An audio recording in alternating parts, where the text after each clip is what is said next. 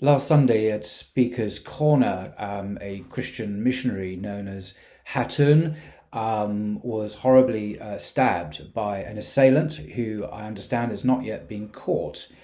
Like everyone, I unequivocally condemn this cowardly attack on a woman at Hyde Park, and I hope the attacker is caught and is punished. That being said, I've noticed since then in the UK media, I've looked at the Times, the Mail, and some very prominent Christian commentators, some of them academics and other Christian organizations, giving her, Hatun, uncritical support for her and her activities at Speaker's Corner, obviously in the wake of this attack. Now, perhaps they're doing this out of an outpouring of sympathy and support for her as a person, and in that case, I quite understand that. But surely they must be aware of what she actually does at Speaker's Corner. They forget to mention that on a regular weekly basis, she deliberately provokes Muslims. How? Well, the examples are legion. She deliberately has drilled holes, desecrated the Quran, and then brought that along regularly to Speaker's Corner to make a point. She regularly insults Islam. How? Well, she wears Charlie Hebdo cartoons. Now, of course, what happened to the cartoonist in Paris was very wicked, and I'm not in any way apologising or trying to explain that away.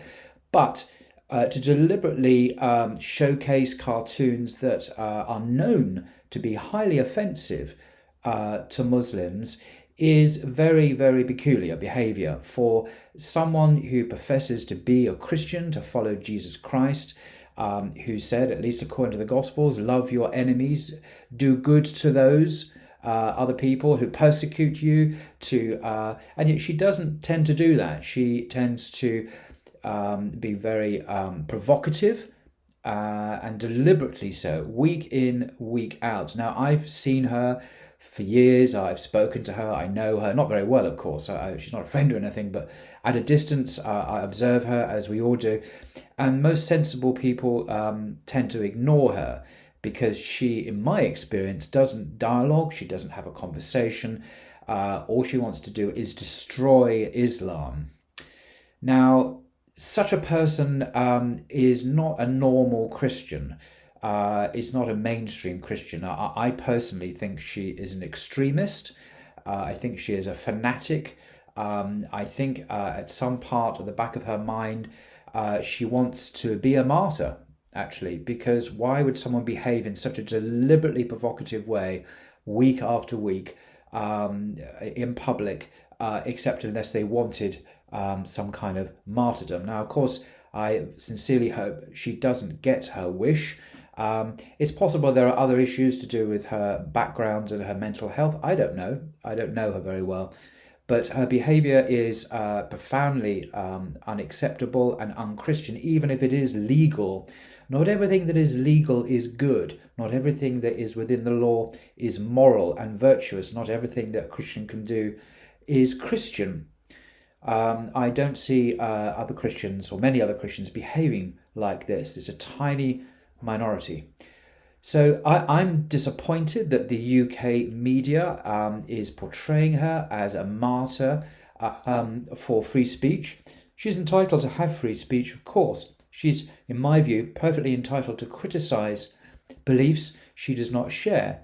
However, what she does on a regular basis goes way beyond that. This is not just free speech. To deliberately insult and provoke and offend people, consciously and deliberately, because she has been told about this countless times, why are you behaving like this, is not to be a martyr for free speech, is not to embody the finest British values of tolerance with those with whom you don't agree with. She never shows respect for other people who are Muslims. So that's really what I wanted to say. I do reiterate the attack on her is utterly condemnable, and I wish the perpetrator faces justice.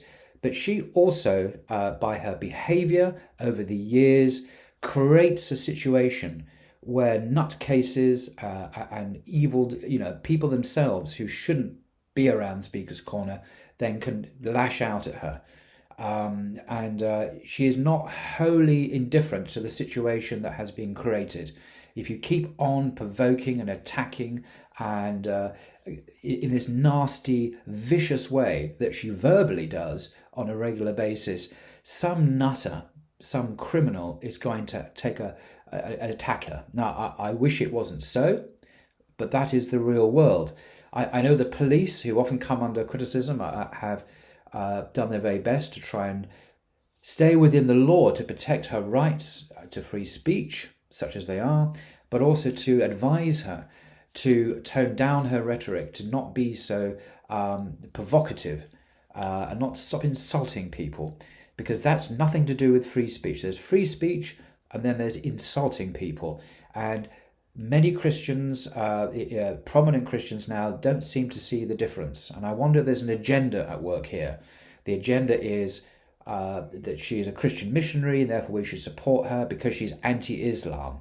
Maybe that's an agenda that some academics, I won't mention the name, there's one at Cambridge University who is quite a senior academic there, an evangelical Christian, who has come out to give his admiration and praise and support for her. I'm thinking, what? Support her in her personal suffering in terms of what's happened to her, but do not support her uncritically in her activities, because she is doing a great disservice to social cohesion, to our society in Britain, where Muslims as well are often the victims of attacks, unprovoked attacks, and she never defends Muslims. And when they are attacked, it's always about her and her views. Anyway, enough of my ramblings. I just wanted to get that off my chest. And also, I've been criticised for not saying anything as well. And I didn't really want to say anything about this attack because, regrettable though it is, I'm not I had to report on everything in the world.